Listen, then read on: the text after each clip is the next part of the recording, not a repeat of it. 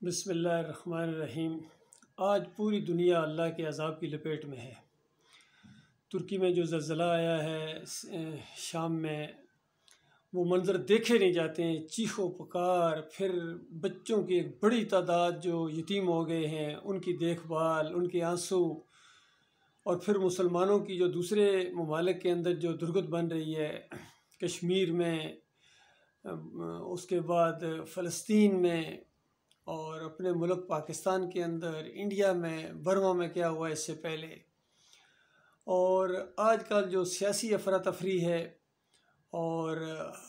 بڑے سے بڑے دانشور آ کے اپنے خیالات کا اظہار کرتے ہیں، گویا اپنے علم اور اپنے تجربے اور اپنی خیرخواہی کا نچوڑ نکال رہے ہوتے ہیں۔ آج ہمارے صدر مملکت علوی صاحب کا بھی بیان تھا، بڑی دور کی کوڑیاں لا رہے تھے، کبھی امریکہ کی جمہوریت کو ڈسکس کر رہے ہیں، کبھی انگلینڈ کی جمہوریت کو ڈسکس کر رہے ہیں،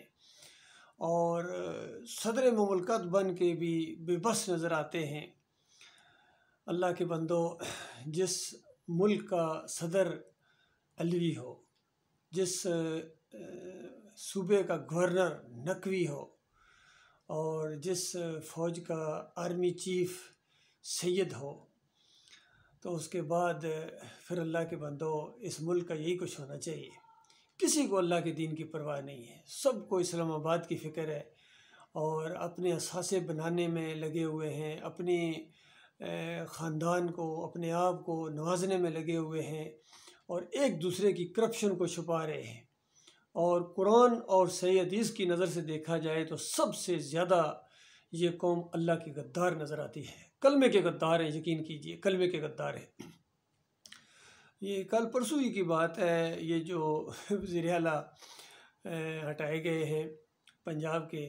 وہ اپنے کارنامے بیان کر رہے ہیں، اور ساتھ یہ بھی بیان کر رہے ہیں کہ میرے یہ کارنامے، میں نے دادا صاحب کی بھی بڑی وہاں کنسٹرکشن کی ہے، دادا صاحب کی بھی، یعنی بت بنانا بھی، بتوں کو پالش کرنا اور ان کی دیکھ بھال کرنا بھی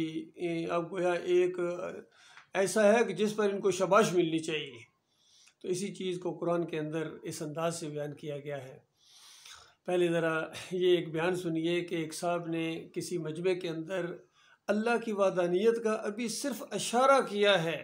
باقی بیان کرنا تو بڑی دور کی بات ہے۔ بیان تو جب کی جائے گی تو اس قوم کی کیا حالت ہوگی، جب توحید بیان کی جائے گی تو۔ ابھی ایک منظر دیکھیے کہ کسی محفل کے اندر یہ بزرگان دین بیٹھے ہوئے ہیں جی، بڑے بڑے علماء اور مشائخ بیٹھے ہوئے ہیں جی، اس کے اندر اس مولوی صاحب نے صرف توحید کا ابھی اشارہ کیا ہے، اس کے بعد کس طرح اس کو دھکے دے کے وہاں سے اسٹیج سے اتار دیا گیا ہے، اس کے اوپر میں بعد میں تبصرہ کروں گا۔ پہلے یہ ذرا سنیے۔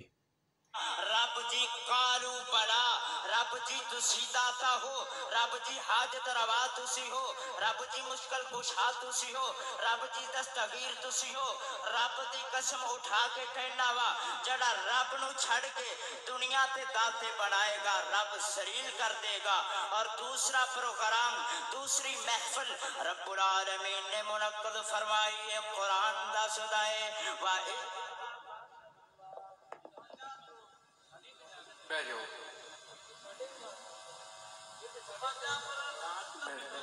یہ بائک چھین لیا گیا، اور یہ اٹھے ہیں، اس کو یہ دھکا دیا انہوں نے کہ نکلو ادھر سے۔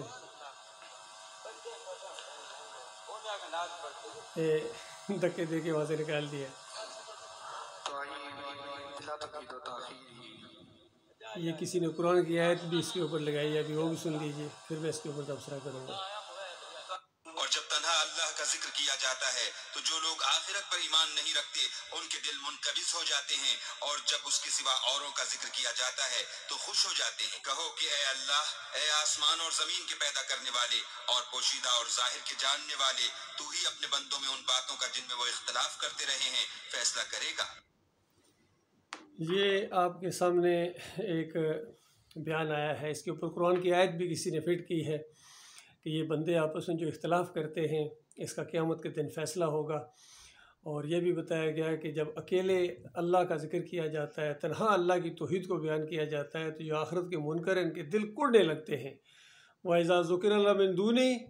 اور جب اللہ کے علاوہ دوسروں کا ذکر کیا جاتا ہے تو فَإِذَا هُمْ يَسْتَبْشِرُونَ، تو ان کے چہرے کھل اٹھتے ہیں۔ تو جیسا اس نے کوئی توحید کے چند کلمات بولے، ابھی اشارہ کیا ہے، ابھی کھول کے بیان بھی نہیں کی ہے اس بندے نے، ڈرتے ڈرتے اس نے یہ بات کہی ہے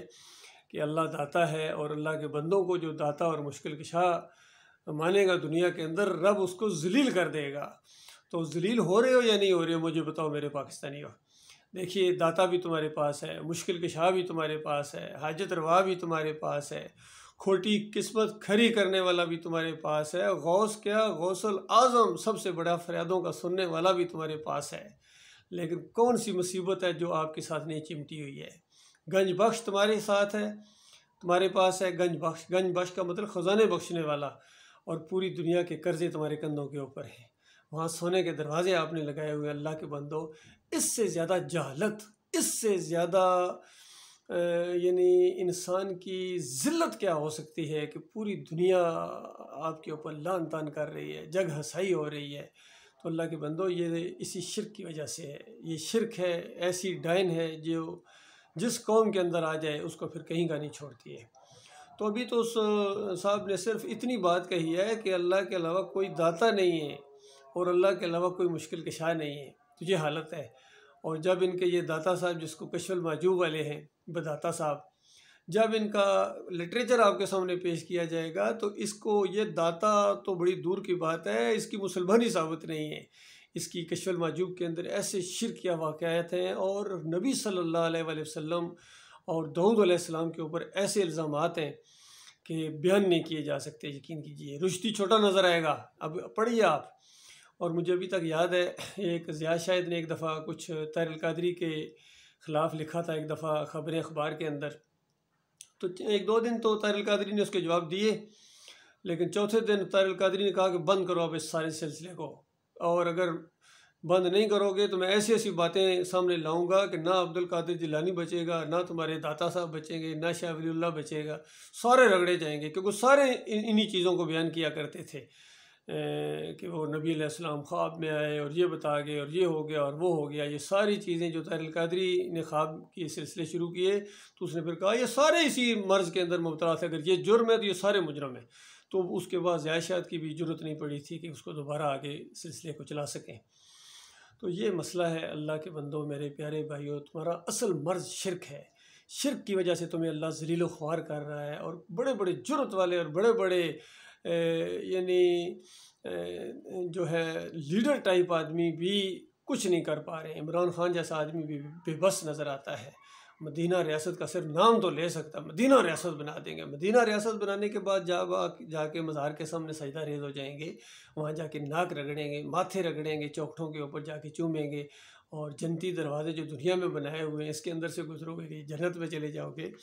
تو بتاؤ اللہ کے بندو، پھر اور کافری کیا ہے؟ تو یہ شرک ہے، یہ کفر ہے، یہ مزار پرستی، چادریں چڑھانا، عرس کرنا، میلے کرنا، یہ خالص بت پرستی ہے۔ ہندو اپنے معبود کو کھڑا کر کے پوجتا ہے، آپ اپنے معبود کو لٹا کے پوجتے ہو، فرق صرف اتنا، اس کا ذرا نظر تو آتا ہے، کچھ اس کا ایک طاقت کا انداز نظر آتا ہے، ان کی دیوی نظر آتی ہے، اور تمہارے داتا، تمہارے دستگیر، تمہارے مشکل کشا نظر بھی نہیں آتے ہیں۔ قبروں کے اندر اڈیوں کے پجاریوں، اور خاک ہو گئے کتنے خاک کے پجاریوں، کتنے ان کے اندر کچھ بھی نہیں ہے، اور مٹی کی پوجا ہو رہی ہے۔ اللہ کے بندو، ہڈیوں کی پوجا ہو رہی ہے۔ تو جو قوم ہڈیوں کو اور مٹی کو پوجے، وہ زندہ دل قوم کیسے ہو سکتی ہے؟ ابھی تو آغاز ہوا ہے، اور اللہ تعالیٰ نے یقین کرو بڑا ہلکا ہاتھ ابھی تمہارے اوپر رکھا ہوا ہے۔ یہ غربت، یہ مہنگائی، اور یہ آپس میں نفرتیں، گالی گلوچ، اتنی نفرت ایک دوسرے سے کرتے ہیں، اور سارے کلمہ پڑھتے ہیں، سارے امت مسلمہ کا لیڈر ہونے کا دعویٰ کرتے ہیں، لیکن ایک دوسرے کے ساتھ اس طرح اللہ کا عذاب جو سورہ الانعام کے اندر بتایا گیا ہے کہ اللہ تعالیٰ پوری قدرت رکھتا ہے اگر تم اللہ کی بات ماننے کے لیے تیار نہیں ہو تو۔ اگر اللہ کی بات تمہیں اللہ کی داتائی اور اللہ کی کبریائی اور اللہ کی توحید کی بجائے شرک زیادہ پسند ہے، تو یاد رکھنا اللہ تعالیٰ پوری قدرت رکھتا ہے آسمان سے تمہارے اوپر عذاب نازل کرے، یا تمہارے نیچے سے اس طرح زلزلے کی شکل میں نیچے سے زمین پھٹتی ہے اور زمین ہلتی ہے، اور اوپر سے بارشیں آتی ہیں، پھر سیلاب آتے ہیں۔ اور کئی مالک فرماتا ہے تمہیں فرقوں میں بانٹے، گروہوں میں بانٹے، پارٹیوں میں بانٹے، اور ایک کی طاقت کا مزہ دوسرے کو چکھائے۔ تو پوری طرح آج یہ والا عذاب امت مسلمہ کے اوپر بالکل آیا ہوا ہے، اور پوری طرح جب ایک طاقت میں آتا ہے تو کہتا ہے کہ جب پچھلے ان کا حساب بے باک کرتا ہے، ان کو جیلوں میں ٹھونستا ہے، اور عمران خان صاحب یہ بھی کہہ رہے ہیں کہ میں اس دفعہ طاقت میں آ گیا تو میں بالکل نہیں چھوڑوں گا، کسی کو نہیں چھوڑوں گا، نہ پولیس والوں کو چھوڑوں گا، نہ اسٹیبلش والوں کو چھوڑوں گا، اور یہ کروں گا۔ آگے سے جواب دیتا ہے رانا ثناء اللہ کا، آؤ ایک دفعہ جیل کے اندر میں تمہیں دیکھتا ہوں تمہارے۔ تو یہ سارا کیا ہے؟ آپس میں نفرتیں، یہ ساری یہ شرک کی وجہ سے اللہ کے بندو، اللہ ناراض ہے۔ اور تم آپس میں بھائی بھائی بن سکتے ہو اگر ایمان کو قبول کر لو اور شرک سے توبہ کرو اور آپس میں محبت پیدا ہو جائے گی۔ صحابہ کرام آپس میں بھائی بھائی کس وجہ سے بنے تھے؟ اس سے پہلے کتنی ان کی جنگیں، اوس و خزرج قبیلے آپس میں کتنے دشمن سے، آپ سے زیادہ وہ ایک دوسرے کے دشمن تھے، صدیوں یا سالوں ان کی چلتی تھی جنگیں، خون ریزیاں رکتی نہیں تھیں۔ لیکن جب ایمان کی دعوت آئی ہے، دونوں قبیلوں نے جب اس ایمان کو قبول کیا، بھائی بھائی بن گئے، جس کا ذکر اللہ تعالیٰ نے سورہ آل عمران کے اندر کیا ہے کہ دیکھو اس نعمت کو، اللہ کی اس نعمت کو یاد کرو، تم آپس میں ایک دوسرے کے دشمن تھے اور تمہیں اللہ تعالیٰ نے بھائی بھائی بنا دیا۔ اور اس نعمت کو اللہ تعالیٰ نے اس انداز سے بیان کیا کہ نبی روئے زمین کی دولت خرچ کرتے ان کو آپس میں بھائی بھائی نہیں بنا سکتے تھے، ان کے دل نہیں جوڑ سکتے تھے، یہ تو اللہ نے جوڑے ہیں، یعنی ایمان کی وجہ سے جوڑے ہیں، اللہ کی محبت کی وجہ سے جوڑے ہیں۔ تو وہی اللہ آج بھی زندہ جاوید اللہ ہے، ہمیشہ سے ہے اور ہمیشہ رہے گا۔ اس کے اوپر ایمان لے آؤ، سارے مسئلے تمہارے حل ہو جائیں گے، اور پھر اللہ سے ڈرنے والے آئیں گے، اقتدار میں آئیں گے، تو وہ صحیح معنوں میں آپ لوگوں کے خیر خواہ ہوں گے، اور وہ کسی سے نہیں ڈریں گے سوائے اللہ کے، نہ یہودیوں سے ڈریں گے، نہ عیسائیوں سے ڈریں گے، نہ ہندوؤں سے ڈریں گے، نہ دہریوں سے ڈریں گے، اور اپنے عوام کے خیر خواہ ہوں گے، اور سب مل کے اللہ کی عبادت کریں، سب مل کے اللہ کی رسی کو مضبوطی کے ساتھ پکڑ لیں۔ یہ فرقے بھی ختم ہو جائیں گے، فرقہ بندی ختم ہو جائے گی، بریلویت نہیں رہے گی، دیوبندیت ختم ہو جائے گی، اہل حدیثیت اور سلفیت کا نام و نشان نہیں ہوگا، صرف مسلمان ہوں گے، اور ایک اللہ ہمارا رب، اور قرآن ہماری کتاب ہے، یہ ہمارا قانون ہے، یہ ہے قانون جو اللہ تعالیٰ نے دیا ہے۔ کبھی اس کا ذکر ہوا ہے پورے اس افسانے میں؟ بس 73 کا آئین، 73 کا آئین کا یہ ہو گیا، 73 کا آئین، اور جو 1500 سال پہلے اللہ نے یہ آئین نازل کیا ہے اور اس کی تشریح نبی علیہ السلام کے ذریعے ہوگی، اس کی کسی کو پرواہ نہیں، اس کی دجیاں اڑائی جا رہی ہیں، نہ کسی صحافی کو اس کی فکر ہے، نہ عمران ریاض بولتے ہیں، نہ جناب حقیقت ٹی وی والے بولتے ہیں، نہ جناب سمیع ابراہیم کے بس کی بات ہے، اور نہ ہی من میر صاحب بولتے ہیں، کوئی بھی ایمان سلیم صافی بھی نہیں بولتا، کوئی نہیں، نہ فضل الرحمان بولتا ہے، طارق جمیل نہیں بولتا ہے، طاہر القادری نہیں بولتا ہے، تقی عثمانی نہیں بولتا ہے، چیف جسٹس نہیں بولتا ہے، آرمی چیف نہیں بولتا ہے، کوئی نہیں بولتا ہے اللہ کی دین کی حمایت میں، سارے کے سارے ایمان سے بے پرواہ ہو گئے ہیں۔ بڑا میرا کام تھا بات سمجھانا، گزشتہ 37 سال سے میں یہ بات سمجھا رہا ہوں، آپ کا بھائی ہوں، میں مولوی نہیں ہوں، میں پیر نہیں ہوں، اور میں سیاسی لیڈر نہیں ہوں، میں آپ کا بھائی ہوں، آرمی افسر ہوں الحمدللہ، 7 پنجاب ریجمنٹ سے 70th PA میں لانگ کورس سے میں پاس آؤٹ ہوا تھا، اور اسی ایمان کی دعوت کو میں پھیلا رہا ہوں، اسی چیز کو کہ دیکھو اللہ کے علاوہ تمہارا کوئی معبود نہیں ہے، کوئی داتا، کوئی دستگیر، کوئی مشکل کشا، کوئی حاجت روا نہیں ہے، کوئی واسطہ وسیلہ نہیں ہے، کوئی نظر و نیاز کے لائق نہیں ہے، رکوع سجدے کے لائق نہیں ہے سوائے اللہ کے، اور محمد صلی اللہ علیہ وآلہ وسلم اللہ کے آخری رسول ہیں، ان کی پیروی لازم ہے، کسی اور کی پیروی نہ کرو، بس اللہ اور اللہ کے رسول کی پیروی کرو گے، کبھی فرقہ نہیں بنے گا، کبھی کوئی جماعت نہیں بنے گی، کوئی مسلک نہیں بنے گا۔ لیکن جہاں اللہ اور اللہ کے رسول کی پیروی کے اندر تم فرق کرو گے، کسی اور کی بات مانو گے، تو لازمی فرقہ بنے گا۔ اللہ تعالیٰ اس خوفناک انجام سے بچائے، دنیا میں ذلت و خواری سے اللہ ہمارے ملک کی سرحدوں کو حفاظت فرمائے، مالک پاکستان کو صحیح معنوں میں پاکستان بنائے، اور پھر پاکستان جب یہ بنے گا، انشاءاللہ بنے گا، وہ تو بننا ہی بننا ہے،